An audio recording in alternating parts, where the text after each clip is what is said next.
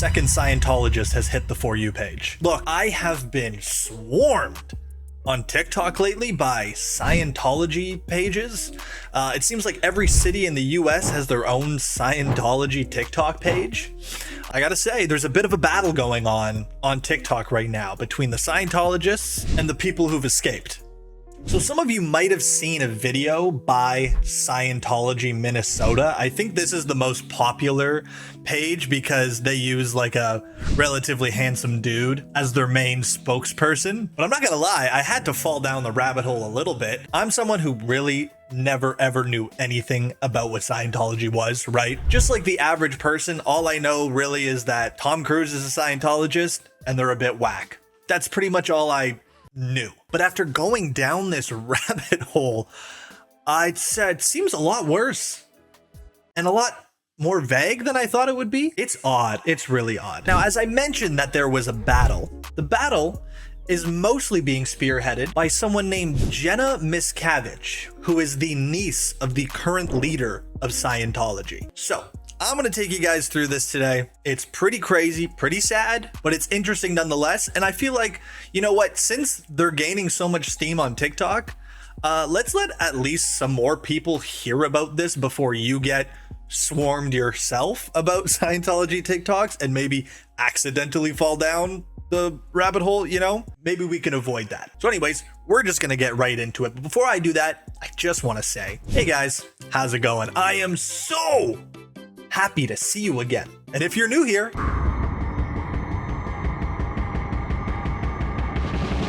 also don't forget to join the Discord server. The link is in the description down below, and follow me on Twitch. Anyways, let's get right into it. So I have an assortment of TikToks here from Scientology Minnesota and Jenna Miscavige, and I want to be able to show you these side by side to really get the full picture here and this sudden push that they're making on social media. But I want to start off here with Scientology Minnesota. So here's a little intro video to what it's like inside the Church of Scientology in Minnesota. Today I'm going to take you inside the Church of Scientology Minnesota.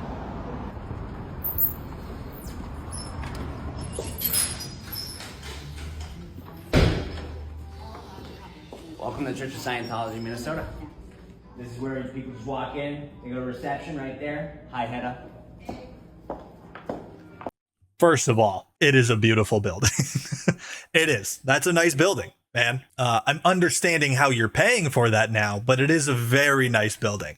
By the way, this guy probably doesn't get paid. So you make 50 bucks a month? Nah, I'm variable week to week, bruh.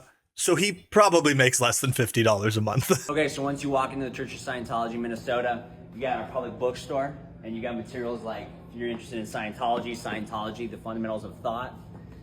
Maybe you're interested in like helping your kid in study, so we've got the Learning How to Learn course, teaches children how to actually study properly. Or if you're interested in the reactive mind, this book sold over 20 million copies worldwide, translated in over 50 languages. That's Dianetics. Okay. So if you're like me, that might have confused you a little bit, because I thought Scientology was a religion because they call themselves a religion. All of their texts, their sort of religious texts, I don't think they actually refer to them as religious texts, but like all the books that are surrounding their religion, it's all just like self-help slop, even self-help slop for kids. Like you're gonna notice a lot of the books that they show and the books that they talk about is like 1 degree off of fucking like the subtle art of not giving a fuck and shit like that. It's a very strange thing to build a religion around, but it gets more confusing and even more vague. This is our public information center. I'm going to show you some of the things that we have. Okay, so this is the public information center where people can walk in, tour, and watch thousands of hours of videos on Dianetics and Scientology, our humanitarian campaigns, the founder, L. Ron Hubbard. So you can also come in here and receive a demonstration utilizing our e-meter, and basically can see a thought. Okay, you saw that little machine there? That machine's gonna come back, okay? That machine's kind of important. It helps you see a thought, okay? And that is a foundational instrument for Scientologists. If they could see my thoughts right now, they probably wouldn't be super happy. We've also got a fireplace. It's not on right now. It's not cold enough yet. This is our chapel. It's really big. We utilize our chapel for Sunday services and religious ceremonies, and we open its doors for free to any other like-minded groups or organizations who want to use it. Okay, so that was the church tour. So to someone who knows nothing about Scientology, that seemed mostly fine. A little odd when all the books in your bookstore are by one person, and you have a waiting room area where you're hoping people sit down and watch thousands of hours of content on those same books. But other than that, relatively normal. But let's just note the vibe there for a second. Cheery, a bit playful, relatively happy, seemed for the most part all right. Now, I want to take you over to Jenna Miscavige here, who, like I said earlier, is the niece of the leader of Scientology, the current leader of Scientology, David Miscavige. Let's hear what she has to say about her experience leaving Scientology. My name is Jenna Miscavige. My uncle is the leader of Scientology, and I escaped when I was 22. When I was in Scientology, I wasn't allowed to have kids. Many of you have asked me, how were your parents allowed to have you? And even, how was Tom Cruise allowed to have kids? The answer is that there are 3 types of Scientologists: public, staff, and Sea Org. And depending on whose story you're hearing, you're going to get different experiences. Sea Org members dedicate their lives to Scientology. They work at the highest level bases, sign billion-year contracts, live communally, are isolated from the world. They can only marry other Sea Org members, and they aren't allowed to have children. Okay, so there's 3 levels of Scientologists. Now, I'm assuming the first guy, who thinks the world is all fucking sunshine and rainbows, apparently, is just in that staff section, you know? He's deep, but not too deep, which is the perfect kind of person to have presenting your religion. They get $50 a week for working 15-hour days, 7 days a week, year-round with little to no time off. This is the group I was a part of, as were my parents. They had me before the no children rule. This is also the group that Shannon is a part of. If Shannon got pregnant, she would have to terminate or get kicked out. Then there are staff members who sign 2 to 4 year contracts. They work at Scientology's lower level orgs. They get little to no pay, but they can own a house, a car, and have kids, although they can rarely afford to. So that was where the dude in the other video probably stands in Scientology. Can live where they want, have regular jobs, raise kids, and basically just go into Scientology orgs to pay for counseling and training. Tom Cruise is public, so he doesn't work like a slave for Scientology, but he does benefit from the slave labor of the Sea Org members. All of this is done by Sea Org members, like I was when I was 12 years old. And Tom Cruise is fully aware of this, yet he pays millions of dollars to support it. Sea Org members have no pensions, no savings, and no way to prepare for old age. Scientology has a documented history of abusing the elderly. So they sort of set up these deep members to only exist within the religion. And that's convenient because these aren't the ones that are, you know, public facing on the TikTok accounts and trying to recruit people. No, it's just the regular staff who feel like they're volunteers and aren't too deep into everything, or the actual public figures like the celebrities, Tom Cruise, Elizabeth Moss, John Travolta, stuff like that. Spent their lives working for them, which I'll talk more about later. Elizabeth Moss also grew up in Scientology, not as a worker, but as somebody whose family had enough money to pay for Scientology services. Now she's the lead in a show about cults, where she plays the savior, while in real life she pays big money to support a human trafficking organization. She may not have realized this as a kid, but she's been an adult for a long time now, with internet access and the first-hand knowledge to know it's all true. This is why you don't want to have anything to do with Scientology. And this is why, if you have any friends dabbling, even if it doesn't seem serious, realize that this is what they're paying money into. It might seem nice and harmless at the lower levels, but that's just a cover-up for what it is at its core. Okay, and that's what I presumed as well. It doesn't seem dangerous when you're at the lower levels. It's the big levels, the big wigs, the ones that are deep into it, that are hidden from everyone else. I tell you, there's Tom Cruise, of course, we all know about, and you for many years have talked about it. What have you got out of it, and how do you make, or what do you make of the scorn that many people pour upon Scientology? It seems to be that you come in for more flack than any other faith or belief system out there. Well, I don't know about that as much anymore, but certainly, you know, I've been involved 32 years in Scientology, and it's given me all the tools to survive in life that I need, and it helps so many people, and we are we're all over the world, and we go out of our way to help people. That's where the problems are. And I think that was always my issue with understanding why Scientology was so bad, because all the information around it is so vague and people just say it's bad and you have to take their word for it. Now, it all sounds a lot more believable coming from Miss Jenna Miscavige, the niece of the current leader of Scientology. Now, with Jenna's statement in mind, let's head back to the Church of Scientology of Minnesota and see what they have to say about their relationship with Scientology and how it affects their lives. You're being lied to about Scientology. Okay, hey, I'm listening. You got my attention. Okay, so one of the most frequently asked things I've gotten as a Scientologist, or we see in our comments, is do we get to see our family? I think this is a very important question because it's very wrong, the answers and thoughts people have. First things first is this. This is actually my brother. Checkmate, idiots. My brother's also a Scientologist, so of course we get to see each other. Yeah, I don't think people were concerned with you spending time or seeing with your family if they're also Scientologists. We want to know about the non-Scientologists, dude. We work together, we have a great relationship with each other. Now, we are in a family of 7. Our parents are Scientologists and our sisters do not call themselves Scientologists. That does not affect our relationship to them, nor their relationship to us. We see each other all the time. We get together with each other on holidays. Anything special, we're always there for each other. Yeah, and majority of my friends and his friends aren't Scientologists, and we see them all the time. And that goes for our family. And soon we're going to do a video on how him and I got into Scientology in Minnesota, so stay tuned.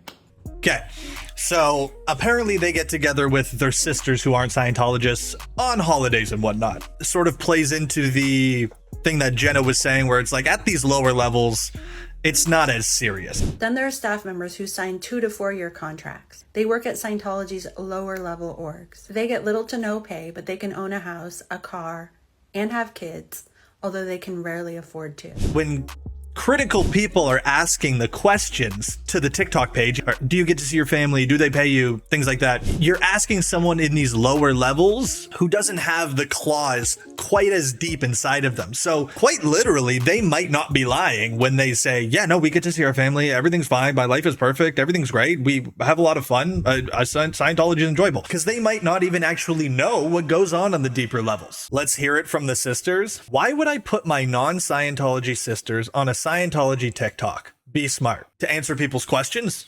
To make them believe you? Maybe? That actually does seem like the smart thing to do. But no, it's good. We got the 2 handsome brothers.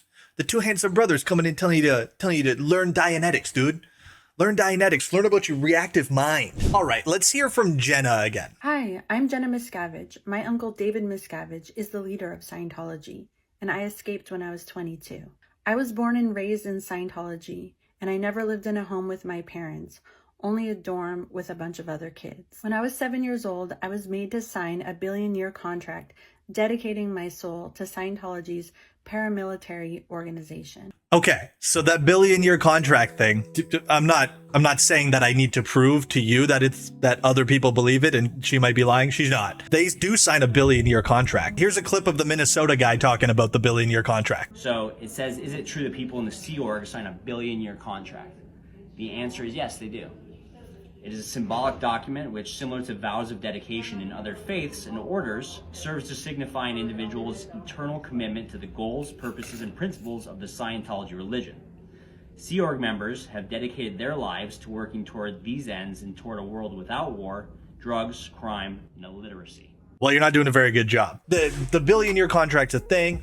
It's symbolic. It's not legally enforceable. If I was a Scientologist, if I was trapped in this, I wouldn't be very worried about something being legally enforceable. I'd be worried more about how serious you guys fucking take this shit. You know? The billion-year contract being legally enforceable is not my problem. It's how much do you want to enforce it in your mind upon me? You know, that's the issue. Anyways, back to Jenna. From the time I was 12 until I was 18 years old, I was moved across the country from my parents, and I was forbidden to call them and physically restrained from doing so. I worked 12-hour days, 7 days a week, for as little as $12 of pay. I had no standard education or diploma, just a couple hours a week of Scientology-style schooling. I even lived at the Scientology Recruiting Center in Hollywood for a couple of years. I escaped at 22 after they tried to separate me from my husband and threatened to ruin his family. A few years later, I finally spoke out when they would not stop harassing me or having me followed or causing problems at my work and inserting spies into my life.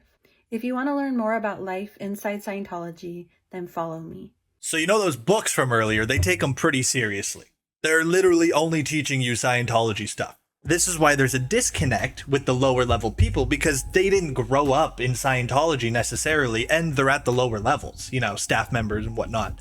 They probably went to school, like a regular school, and then just attended the church every once in a while, and then at some point decided to become staff members. These people that she's talking about, especially the inner circle, sort of, that group is the one that they want to groom to thrive within the organization. They don't want you learning anything else but Scientology. Now, once again, after hearing Jenna's side of things, horrible, by the way, let's see what the Church of Minnesota has to say. Now, what do you think they learn in Scientology? They got all those fancy books by L. Ron Hubbard. What do you think it is that they're actually learning?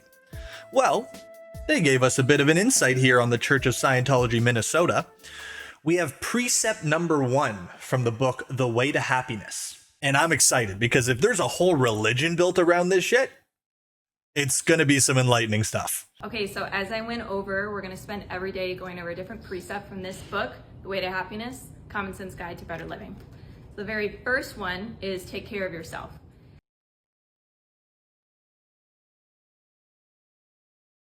Take care of myself.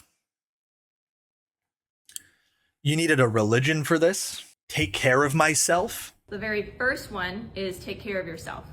It goes over things such as like getting care when you're ill, keep your body clean, preserving your teeth, eating properly. But there's one that I think we can all agree on. Okay, here's the bombshell. This one's going to be the big bombshell. Which is get rest. I don't think everyone gets as much rest as they could. So I'm going to redo the whole passage. It says, although many times in life one has to work beyond normal sleep periods, a person's general failure to get proper rest can make him or her a burden to others. Tired people are not alert. They can make mistakes. They have accidents. Just when you need them, they can dump the whole workload on one. They put others at risk. Insist that people who do not get proper rest do so.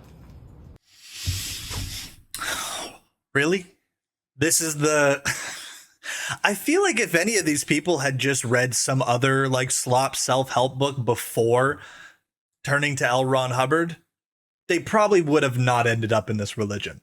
Because just about anything, you go to a bookstore, go to the self-help section, pull out just about any book, and you can read this, probably written in a better way and something that connects with you a little bit more. And that isn't outdated to the 1950s, you know, like all the self-help stuff nowadays is at least like some updated modern stuff, you know, it's not dated to the 1950s to some guy who like, there's questions about whether he seriously even wanted to start the religion. Like there's theories out there that he started it as a joke. So I don't know, man, doesn't seem like too big of a bombshell to me. Take care of yourself, get some rest. Shit. Thankfully, they did upload the second precept. So let's listen to that one. Maybe that one's a little bit more enlightening. Okay, so welcome back. This is the next day of following the precepts of the Way to Happiness. And the next precept we have is be temperate. Yo, take care of yourself and don't flip your shit. Interesting. Interesting. The next precept we have is be temperate. Now, temperate means not going to extremes, not overdoing things or controlling one's cravings. So the first part is do not take harmful drugs, and the other part is do not take alcohol to excess. So I'm just going to read a little bit from the do not take harmful drugs. As people who take drugs do not always see the real world in front of them. They are not really there. On a highway, in casual contact, in a home, they can be very dangerous to you. People mistakenly believe they feel better or act better or are only happy when on drugs. This is just another delusion. Sooner or later, the drugs will destroy them physically. Discourage people from taking drugs. When they are doing so, encourage them to seek help in getting off of them. I mean, hey. Look, at this rate, we could all have our own religions.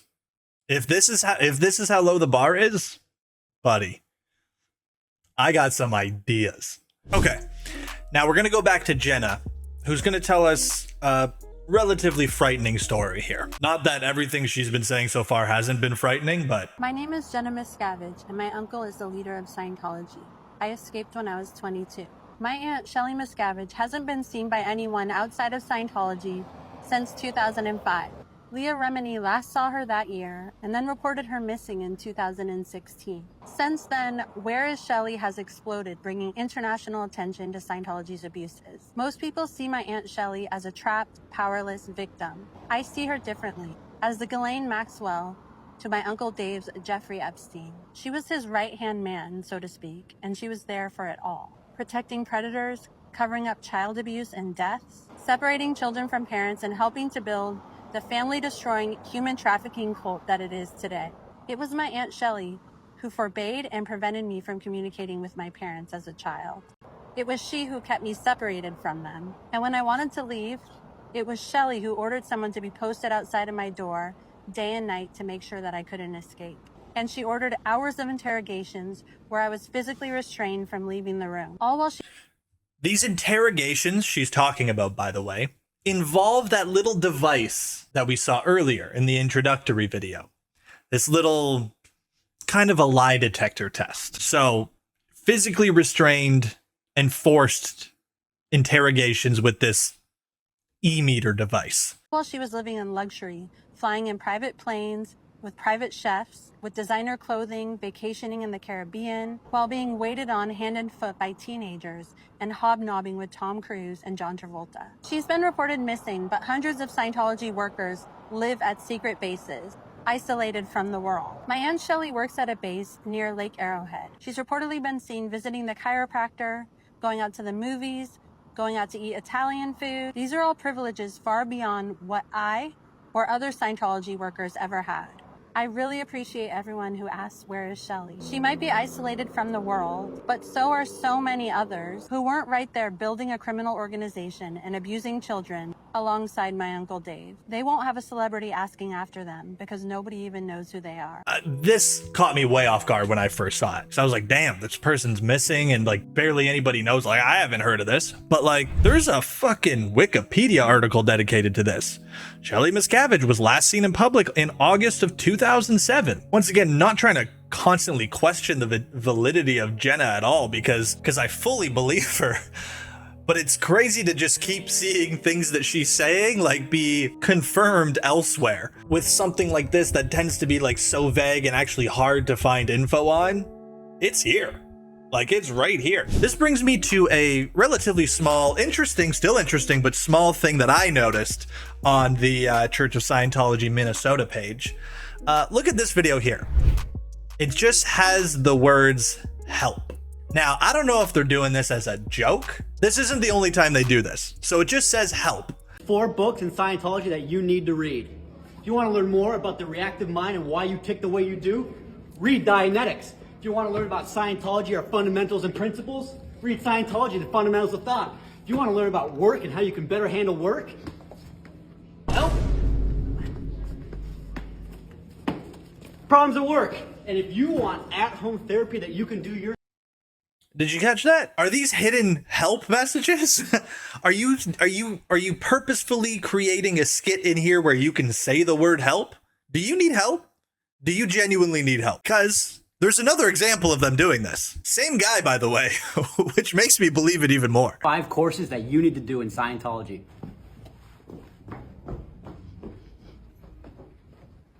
Help? Help? Thank you. You're welcome. Success through communication. Is this done on purpose? And then look at the foreboding face. Jesus. Nah, they're definitely in trouble. We need to help them. I think we need to help them. Okay, so I want to take a moment to talk about that little device again. That interrogation device. They call it an e-meter, and it's what they use to audit people. But I'm gonna let I think his name's Gunner. I'm gonna let Gunner take it over from here. What's a Scientology auditing room? Let me show you. Auditing is our form of spiritual counseling, An auditor is described as one who listens. That's simply it. I don't want my therapist to be an auditor. You know, there's something about auditing that doesn't sound right. It sounds like you're measuring my soul, you know? It sounds like you're weighing my soul and my worthiness. And I kind of think that's what you're doing. Auditor? You're going to fucking audit me? You're going to audit me? Okay, I have to mute it here while he's setting up because they play some copyrighted music, but this is him setting up the machine.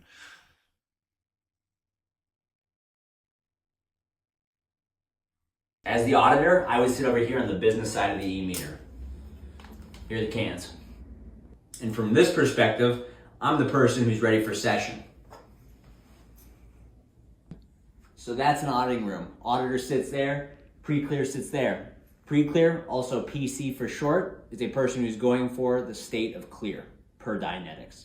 Okay, so once again, they're doing the thing where they like kind of tell you about something, but don't really tell you what's going on. Classic Scientology fashion. From what my understanding is, from what happens in these rooms is they ask you relatively intimate, deep questions while you're hooked up to this device that works essentially like a lie detector test. But the questions that they ask you aren't yes, no, true, false statements. They're like deep questions, and then they kind of measure your response to those deep questions, which are a lot more complex when you're answering than just a yes, no, true, false answer. He also mentioned something there, pre-clear. So that's an auditing room. Auditor sits there, pre-clear sits there.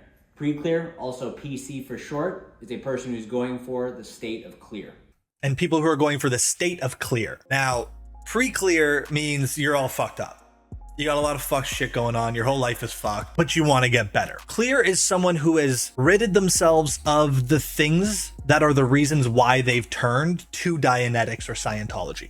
So they've cleared themselves of all the issues, which happens through these like pseudo therapy sessions where they hook you up to a machine, must go through some level of like recursive questioning in order to like get to the bottom of something. But the way that they decide whether they're on the right track or not is with a lie detector. And these are the rooms that I believe Jenna is talking about, where people would be like restrained in there and interrogated. It was Shelly who ordered someone to be posted outside of my door day and night to make sure that I couldn't escape. And she ordered hours of interrogations where I was physically restrained from leaving the room. All while she... Now, that's not what these people are doing. That's not what the staff members are doing. This is an actual service people pay for. But they also use the device to do the hardcore interrogations for the like inner circle members, Sea Org people, whatnot. They, I guess, use it as well as a tool for like abuse. And Gunnar is now also about to explain to us how like their levels inside of the church are sort of affected by how well you can audit someone using that machine. So somebody asked in the comments, what do the pins in Scientology represent? We have a few, I'm gonna go over two. Okay, so this one right here actually refers to something that you can do at Flag, which is in Florida. It's called Superpower. I'll show you that. All right, Flag is here, it's down in Clearwater, Florida. They deliver very specific rundowns in Scientology. If you have a curiosity about that, you can DM me.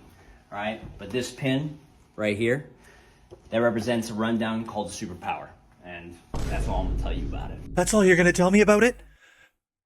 You used fucking 4 crazy vague words that you see, you're really good at making people get into this shit, because now I'm like, what the fuck is Superpower? Flag? Clearwater, Florida? Rundown? Superpower? I want to know. What do you mean? What do you mean by that? Fuck off. Superpower. No. Okay, dude. Yeah, okay, dude. Shut up. Okay, good. So this pin right here is the other one I'm going to go over. This is a pin that's given to a person who's a class 4 auditor. What does that mean? An auditor is described in Scientology as one who listens, okay? And they deliver auditing technology to individuals. All right, come here. So the classification of the auditor is dependent on your ability to utilize this e-meter to deliver certain processes to an individual in Scientology. Just listen to how vague that is. Utilize this e-meter to deliver certain processes to someone as an auditor. Dog, this does not sound good. So you utilize tools like this to drill, practicing using the e-meter, and then the theory of how it works. Okay, good. So a class 4 auditor is right there on the bridge. That means they're trained Look at this fucking skill tree here. Holy shit. to deliver everything on this side of the bridge that people come in here and receive. All right, and that's all we get to know about the e-meter. And in looking online for more info about the e-meter, I literally cannot find out much more. Looking at this goddamn skill tree here, it seems like there's a lot to know, but I don't think you really get to know it. I just don't think you do. But they do this thing all the time where they say some shit like, oh, you know, that's all I'm going to tell you about it. That's all you need to know, and that's all I'm going to tell you about it. Look, if you want to find out more, you can find out more on your own. Where it's like, but you were about to get to the important part of that thing, no? And he does it here too. Watch this. Okay, so Dianetics. Dianetics covers the reactive mind and the analytical mind, okay? Oh, I have a good idea. Mike, come here. What's up? Mike, when you served in the military, Okay. How after the military and your service did Dianetics help you? Well, how it helped me was, you know, you're in a combat environment. Yeah. You basically experience a lot of stress, and then when you come back from that environment, you still experience that stress, but you don't know why. And so doing Dianetics, I was actually able to get to the root cause of that and completely get rid of all of those things that I experienced in the Army so that I can be myself in present time. No way. Yeah. Okay. Would you recommend this to other veterans? Without a doubt. It does say the modern science of mental health. Yeah. And that right there is all you need to know. That's all I need to hear. Yeah. That's all you need to know. It's all I need to hear. No? What do you mean? You can't just be like, yeah, that's all you need to know, while the other guy goes, yep. You could just say whatever vague shit you want, and your buddy's going to be like, yep, yeah, no, 100% right, dude. Yep, you are an auditor, dude. Yep, and your reactive mind is off kilter. No, what do you mean? What do you mean when you say the words that you're saying? Yep, 100% true, bro. No, but what are you saying? Like, the words you're saying, what do they actually mean? What do you mean by that? Yeah, no, you're right, bro. You're right. And then they like try to pretend to have all these resources on their fucking website where you could learn more, frequently asked questions like, what is Dianetics? You know, frequently asked question, what is Dianetics? I don't even want to read this to you because it's more of nothing. L. Ron Hubbard discovered the single source of nightmares, unreasonable fears, okay, first of all, single fucking source? Eat my dick and balls. Insecurities and psychosomatic illness, the reactive mind. In his book, Dianetics, The Modern Science of Mental Health, he described the reactive mind in detail and laid out a simple, practical, easily taught technology to overcome it and reach the state of clear. Dianetics is that technology. And then they just describe like the root words of Dianetics, like how you know, the Greek words that make it up. That doesn't answer what is Dianetics. That doesn't answer that. You're doing the same thing. This website is looking at me and going, yep, 100%, bro.